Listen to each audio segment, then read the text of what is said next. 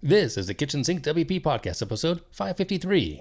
I program my home computer. We have a server crash, 404 error, page not found, links aren't working, system is crashing, system is crashing, system is crashing. Your old HTML website, barely alive. We have the technology. We have WordPress. A new website, better than it was before.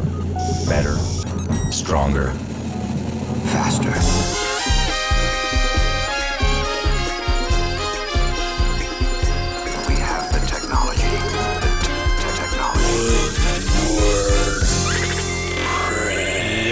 Hello, everybody. This is Adam Silver, the host of the Kitchen Sink WP podcast. Thanks for being here. Let's get started. All right, upcoming events. We have 3 of them this next week. We have WordCamp Rochester up in New York, October 5th, single day camp.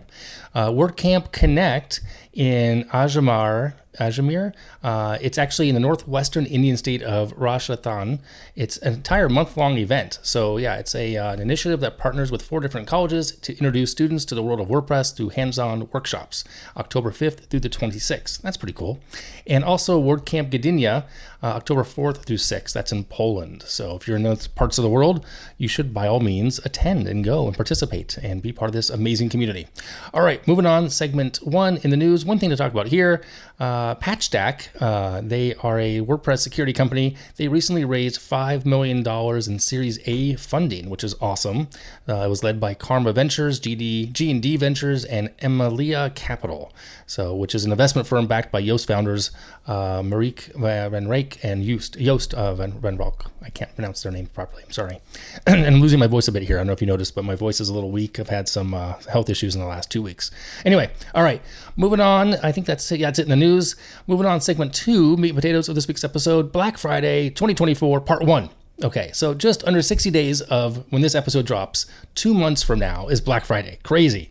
So here are 60 things you should do to be preparing. I'm just kidding, not 60 things. Actually, this year I decided to make this into a 3-part series, starting with the 5 things not to do before Black Friday. Okay, pre-Black Friday. These are 5 things not to do. And next week we'll do the 5 things to do. And then I have one more 5 things post. I believe that's how I'm going to, I'm going to do that way probably. Anyway, so here are the 5 things not to do pre-Black Friday. Number 1, don't ignore website optimization. That's right. You want to make sure you want to ensure your website can handle traffic spikes. Load times or crashes can cost you a lot of money in sales. There was a study years and years ago. For every second that a site was down, or Amazon was down, or eBay, it was like $1 million in revenue. I would only hope that you would have that much revenue, of course, this year. But nonetheless, slow times can cost you sales. Number 2, don't overcomplicate your offer. Really, keep the discounts and offers clear and simple.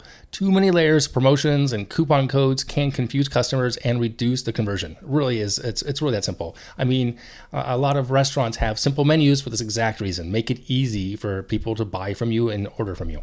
Number 3, don't launch without testing.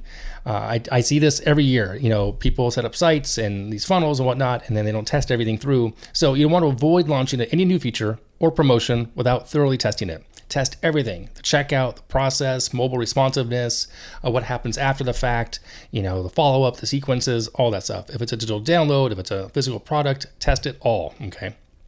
Number 4, don't forget to build a sense of urgency. Now, this isn't to say you want to go overcomplicate things here, but don't run promotions without creating a scarcity or urgency. Customers are more likely to buy when they feel time-sensitive pressure. And of course, Black Friday, Cyber Monday, those things are sensitive and urgent already built into it, but you go ahead and use that to some, advantage for yourself, okay? And number 5, don't neglect customer support. Avoid leaving customers stranded. Ensure that support channels are fully staffed, equipped to handle during the sale, because questions will come up and you'll get some weird outlier questions. Trust me, this happens a lot as well. Every year, you'll get the most random thing. Like, can I use it for this? Or what if I stack this coupon or whatever? Think about that, but make sure you don't neglect customer support because you want the sale. It's important. Okay. Again, 5 things not to do. Don't ignore website optimization. Don't overcomplicate your offer. Don't launch without testing. Don't forget to build a sense of urgency, and don't neglect customer support. All right. Pretty basic, but it's crazy. 60 days out. Actually, 59 days from this episode drops. It's going to be here in a blink of an eye, and boom, it'll be 2025, just like that as well. So there you go. All right. Next week, we'll talk about 5 things to do as well. All right. Moving on. Segment 3, tip and tool of the week. This one is it's a Google Chrome extension. It's called WordPress Admin Switcher. It's in GitHub. It's by Kellen Mace, who I know. I've met him years and years ago, I believe, up in probably WordCamp Ann Arbor. Super cool guy. It lets you use a single keyboard shortcut to go between the back and the front end, WP admin, and the front end of a site. Pretty neat. So check it out. Link in the show notes. It's free as far as I can see, and it's pretty amazing. So check that out. Over link in the show notes. It's on GitHub. It's in his GitHub account. So WP-admin-switcher if you want to search for it as well. There you have it. All right, let me wrap it up here. If you have any questions, go ahead. Send it in via email, adam@kitchensinkwp.com, or use that SpeakPipe function on the website. If you want to support the show, a couple of ways. You can become a Patreon. You can buy me a coffee. You can sponsor the show. Forums on the website, ways to do that there. Fill them out. I'll get back to you. Thanks for listening. See you next week. Now go out and do some awesome things with WordPress. All right? Bye-bye.